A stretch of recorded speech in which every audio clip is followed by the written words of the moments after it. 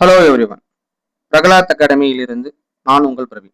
Today வந்து June 1 உண்டான current affairs வந்து டீட்டெயில்டாக பார்க்க போகிறோம். ஸோ ஜூன் 1 முதல்ல வந்து நம்ம டேட்ஸ் போயிடுவோம். ஸோ டேட்ஸ் அப்படின்னு சொல்லிட்டு பார்க்கும்போது ஜூன் 1 வந்து என்ன தினம் அப்படின்னு சொல்லிட்டு பார்த்தீங்கன்னா உலக பால் தினம் வந்து நம்ம கொண்டாடிட்டு இருக்கோம். ஸோ இது வந்து உலக லெவலில் வந்து நம்ம பால் தினத்தை வந்து கொண்டாடுவதால் ஜூன் 1 வந்து நம்ம தேர்ந்தெடுத்திருக்கோம். இதுவே நேஷனல் மில்க் டே அப்படின்னு சொல்லிட்டு பார்க்கும்போது இந்தியாவிற்கு நவம்பர் 26 தான் வந்து என்னன்னு சொல்லிட்டு பார்த்தீங்கன்னா நேஷனல் மில்க் டே.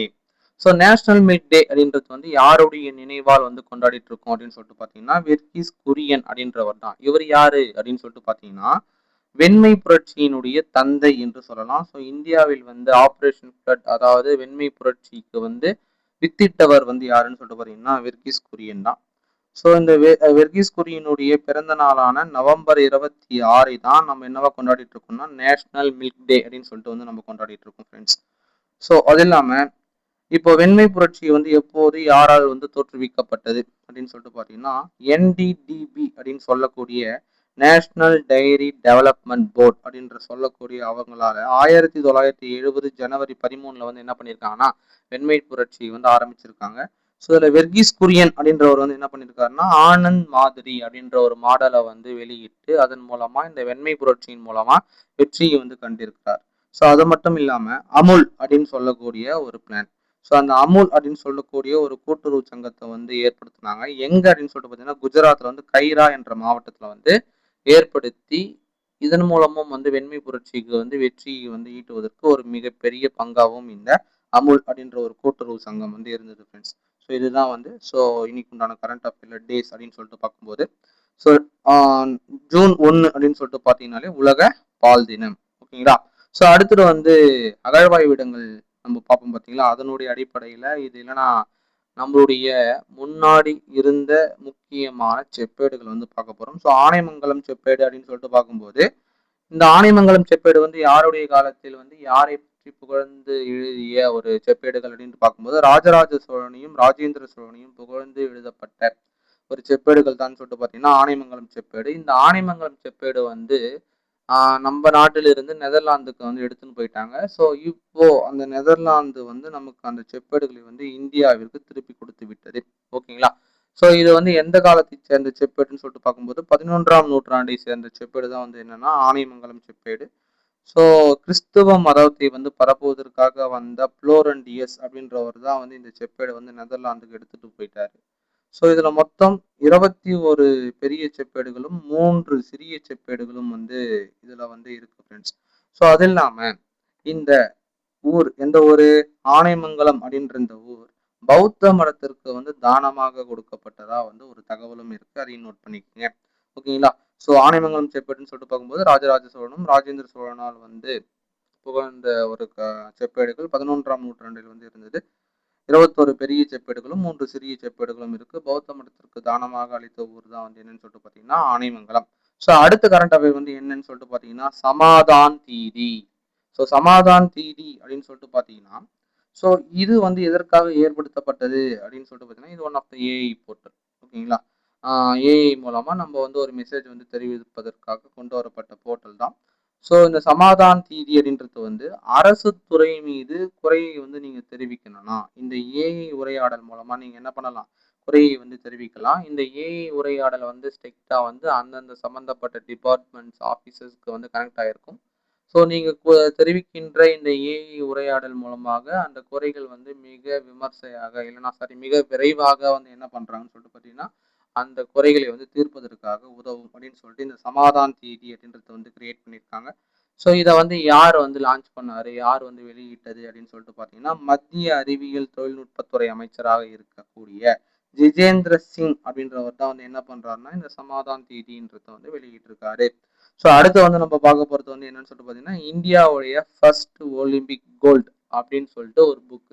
ஓகேங்களா.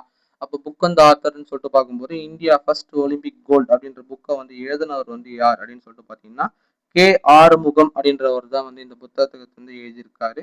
ஸோ இந்த புத்தகத்தை வந்து வெளியிட்டவங்க வந்து யாருன்னு சொல்லிட்டு பார்த்தீங்கன்னா பிடி உஷா. பிடி உஷா.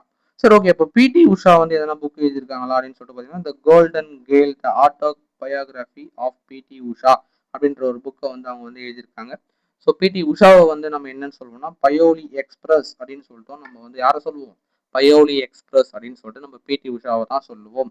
ஸோ அடுத்தது வந்து நம்ம டிஆர்டிஓவியுடைய தலைவர் அப்படின்ற ஷார்ட்கட் வந்து கரண்ட் அஃபேர் வந்து பார்க்க போகிறோம்.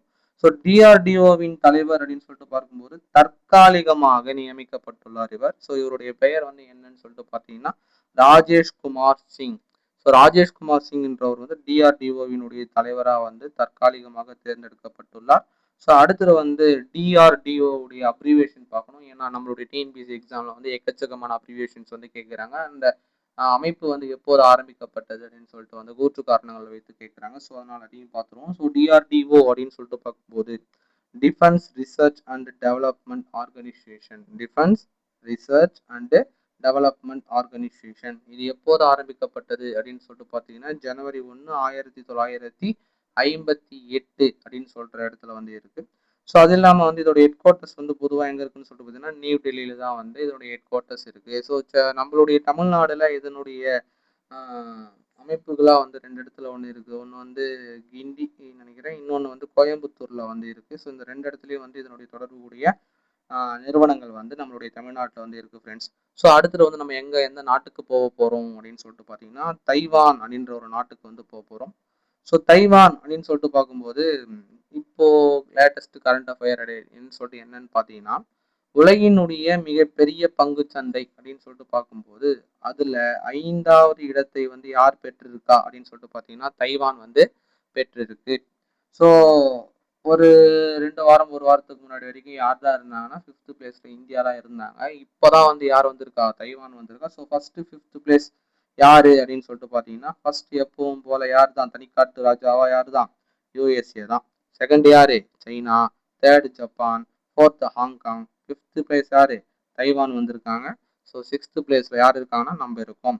ஸோ இதுதான் USA, China, Japan, Hong Kong, Taiwan and India 6வது இடத்துக்கு வந்து நம்ம தள்ளப்பட்டிருக்கோம்.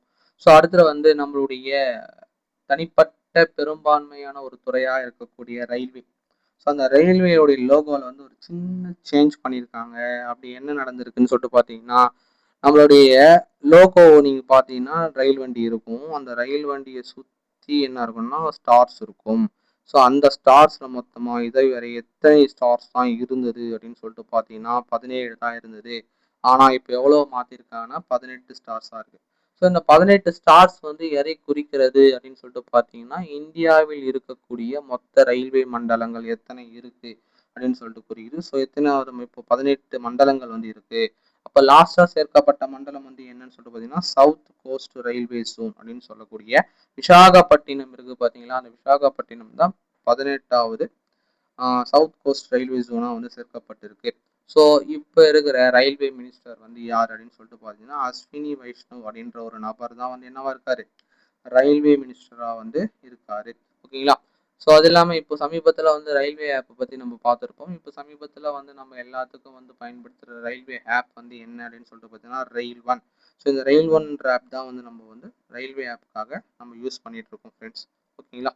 ஸோ இதுதான் வந்து டுடேக்கு உண்டான கரண்ட் அஃபேர்ஸ். ஒரு ரிவிஷன் பார்த்துருவோமா? ஸோ ஜூன் 1 அப்படின்னு சொல்லிட்டு பார்க்கும்போது உலக பால் தினத்தை வந்து நம்ம வந்து கொண்டாடிட்டு இருக்கோம். ஆனைமங்கலம் செப்பேடு வந்து எங்கேருந்து வாங்கியிருக்கோம்னா நெதர்லாந்துலேருந்து வாங்கியிருக்கும். ராஜராஜ சோழனையும் ராஜேந்திர சோழனை பற்றியும் வந்து கூறுகிறது. 21 பெரிய செப்பேடுகளும் 3 சிறிய செப்பேடுகளும் வந்து இருக்குது. சமாதான் தேதி என்பது வந்து அரசு துறை மீது குறைகளை தெரிவிப்பதற்காக உருவாக்கப்பட்ட ஒரு ஏஐ உரையாடல் தளம். ஓகேங்களா? இதை வந்து ஆரம்பித்து வைத்தவர் ஜிதேந்திர சிங்.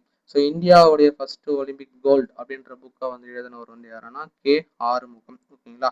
ஸோ அந்த முகத்தை பார்த்தாலே ஒரு ஒளி தெரியுதுப்பா, பிரைட்டா இருக்குப்பா அப்படின்ற மாதிரி ஷார்ட்கட்ல கூட ஞாபகம் வச்சுங்க. ஒலிம்பிக் ஒளி அந்த ஆறுமுகத்தோட ஞாபகம் வச்சுங்க ஃபேஸ்க்கு. ஸோ அடுத்து டிஆர்டிஓவினுடைய தலைவர் என்று பார்க்கும்போது தற்காலிகமாக நியமிக்கப்பட்டவர் ராஜேஷ்குமார் சிங். ஸோ அடுத்தது வந்து தைவான் அப்படின்னு சொல்லிட்டு பார்க்கும்போது உலகினுடைய மிகப்பெரிய பங்கு சந்தையில் வந்து 5வது இடத்தை வந்து தைவான் பெற்றுள்ளது. அதுக்கப்புறம் ரயில்வே லோகோவில் வந்து 18 ஸ்டார்ஸ் வந்து ஆட் பண்ணியிருக்காங்க. அதாவது 18வதாக ஒரு ஸ்டார்ஸ் வந்து ஆட் பண்ணியிருக்காங்க. ஸோ அது வந்து 18வதாக இருக்கிற மண்டலங்களை வந்து குறிக்கிறது. So South Coast railway zone என்று சொல்லக்கூடிய விசாகப்பட்டினம் வந்து ஆட் பண்ணியிருக்காங்க. ஸோ இந்த 18 ரயில்வே மண்டலங்களையும் நான் தனியாக ஒரு வீடியோ ஷார்ட்கட் மூலமாக போடுறேன் ஃப்ரெண்ட்ஸ், அதையும் பாருங்க. ஸோ இந்த வீடியோ பிடிச்சதுனா லைக் பண்ணுங்க, ஷேர் பண்ணுங்க, சப்ஸ்கிரைப் பண்ணுங்க. உங்களுக்கு வந்து ஷார்ட்கட்டோட வேணும்னாலும், அதே மாதிரி பிக்சர்ஸ் ஓரியன்டாகவும் வந்து உங்களுக்கு கரண்ட் அஃபேர்ஸ் வேணும்னாலும் நீங்கள் கீழே கமெண்ட் பண்ணுங்கள். அதுக்கேற்ற மாதிரி நான் ரெடி பண்ணி கொண்டு வரேன் ஃப்ரெண்ட்ஸ். ஓகேங்களா? தேங்க்யூ.